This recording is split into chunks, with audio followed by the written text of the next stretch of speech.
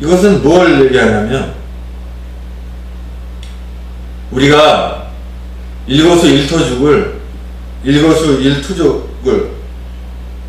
우리가 생각하는 모든 것들을 주님께서 다 보고 계신다는 거예요.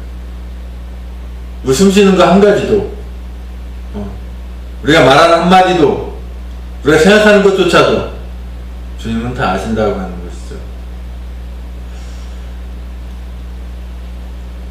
그렇기 때문에 우리는 한 가지 생각, 한 가지 말하는 거, 또 한 가지 행동하는 그런 모든 것들을 우리는 사실 조심해야 됩니다. 그런 마음을 가지고 있으면 점점 죄를 짓는 일들이 줄어들게 되는 것이죠.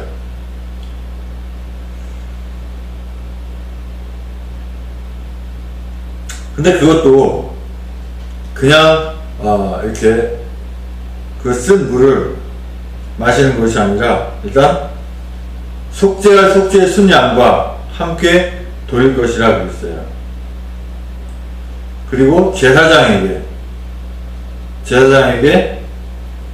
이제 그것을 가져와서, 제물을 가져와서 제사를 하고 그렇게 하게 돼 있어요. 어떤 죄를 짓게 되면. 그런데 특히 안에 그 간통을 밝히는 그런 내용에 대해서도 분명히 구분할 수 있게끔, 그때는 그 보리가루 10분의 1 예발을 헌물로 드리고 그것에 기름도 붓지 말고 유향도 두지 말라 그랬어요. 그래서 의심의 소재라고 되어 있습니다. 의심의 소재. 그리고 나서 그 의심 받은 여인을 18절에 보니까, 여인을 여호와 앞에 세우고 그의 머리를 풀게 하고 기억나게 하는 소재물, 곧 의심의 소재물을 그의 두 손에 두고 제사장은 저주가 되게 할 쓴물을 자기 손에 들고 맹세하게 하는 것이죠. 19절에 여인에게 맹세하게 하여 그에게 이르기를, 내가 네 남편을 두고 탈선하여 다른 남자와 동침하여 더럽힌 일이 없으면 저주가 되게 한 이 쓴물의 해독을 면하리라. 그러나 내가 네 남편을 두고 탈선하여 몸을 더럽혀서 내 남편이 아닌 다른 사람과 동침하였으면 제사장이 그 여인에게 저주의 맹세를 하게 하고 그 여인에게 말할지니라. 여호와께서 내 널쩍다리가 마르고 내 배가 부어서 내가 내 백성 중에 저주거리, 맹세거리가 되게 하실지라 그랬어요. 자, 그런데요, 이 신약 성경에 와서 우리가 좀 이해하지 못할 부분이 있어요. 구약 시대에는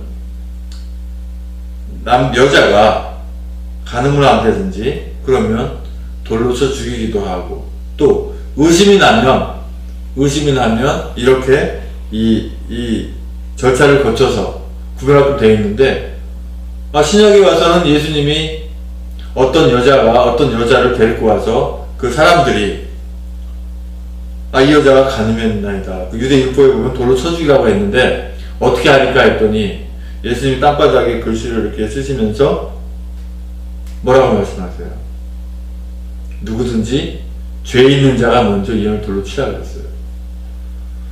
아무리 다 생각해보니까 다 죄를 졌거든.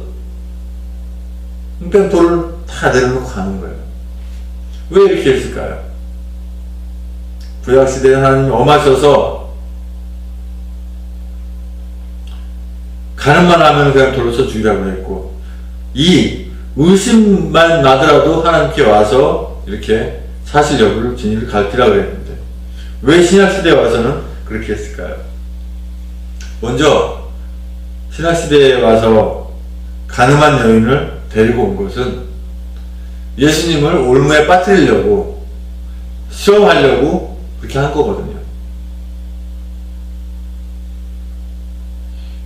유대인의 법대로 돌로 쳐 죽이라 그러면 그거 너무 야비하지 않냐? 똑같지 않냐?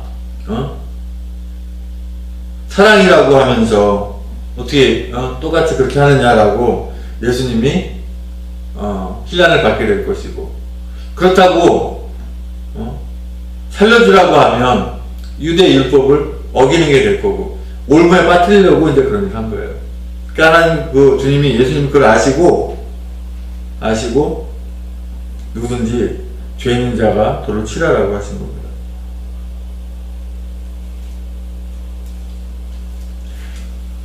우리가 민수기를 통해서도 얼마든지 우리가 예수 그리스도를 말씀할 수 있고 예수 그리스도를 전할 수가 있고 거기에 십자가를 찾을 수가 있습니다.